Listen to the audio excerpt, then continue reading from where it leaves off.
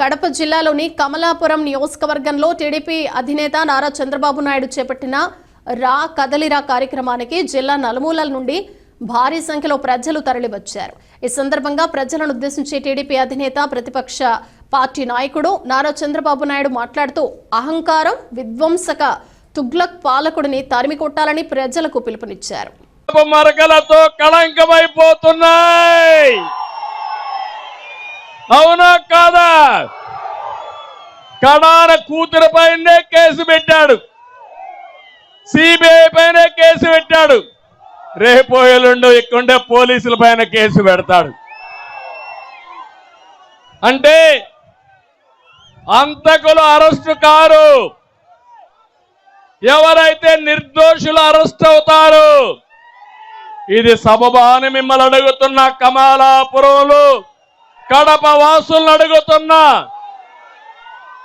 మళ్ళీ అన్ని సీట్లు గెలిపిస్తారా అని మిమ్మల్ని అడుగుతున్నా. ఇలాంటి దుర్మార్గుల్ని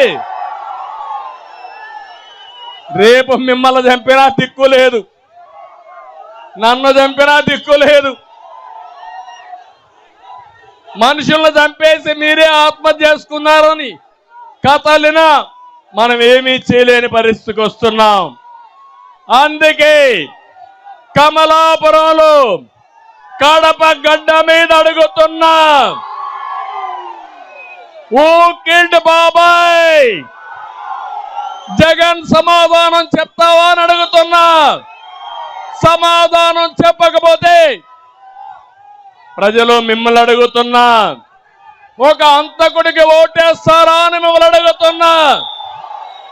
అంతకులను కాపాడే వ్యక్తులకు ఓటేస్తారా అని మిమ్మల్ని అడుగుతున్నా. ఏయమని గట్టిగా చప్పట్లు కూడా చెప్పండి.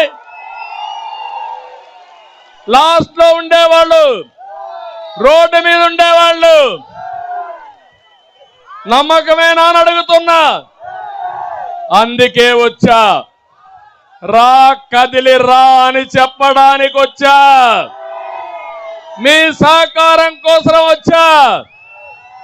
బాబాయిని చంపిన అంతకుల్ని బోనెక్కించడానికి రా కదిలి రా అని మిమ్మల్ని అడగడానికి వచ్చాను. సిద్ధమేనా అని మిమ్మల్ని అడుగుతున్నా, నమ్మకమేనా అని మిమ్మల్ని అడుగుతున్నా.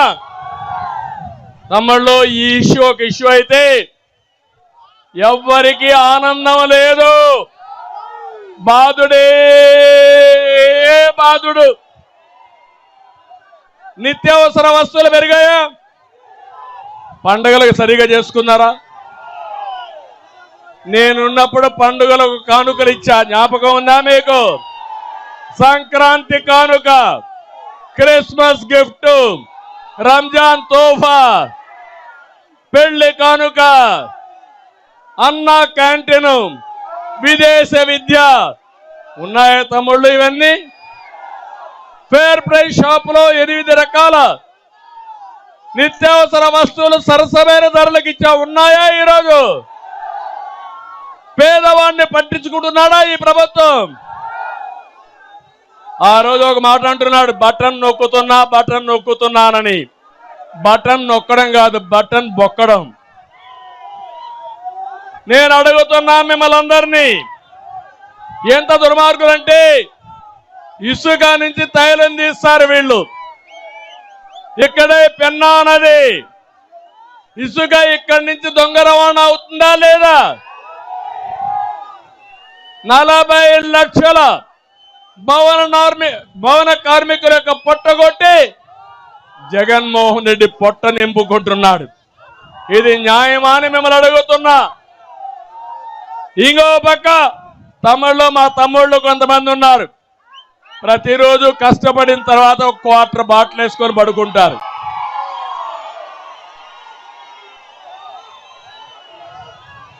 నేనున్నప్పుడు నాణ్యమైన మద్యం 60 రూపాయలు, ఇప్పుడు నాసి రకం మద్యం 250. 200 రూపాయలు ఎవరికి పోతా ఉంది? జలగ మామకు పోతా ఉంది, అవునా కాదా? ఎక్కడన్నా ఈ బ్రాండ్లు ఉన్నాయా తమ్ముళ్ళు? బూమ్ బూమ్ అంట, ప్రెసిడెంట్ మెడలంట. నాకు తాగడం చేత కాదు, ఎప్పుడు అలవాటు లేదు. మా తమ్ముడు రెడీగా తీసుకొచ్చాడు క్వార్టర్ బాటిల్.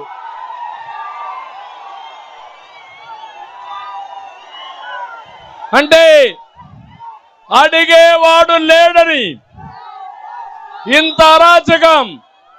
అది తాగితే పేదవాడి ఆరోగ్యం గోయిందా గోయిందా.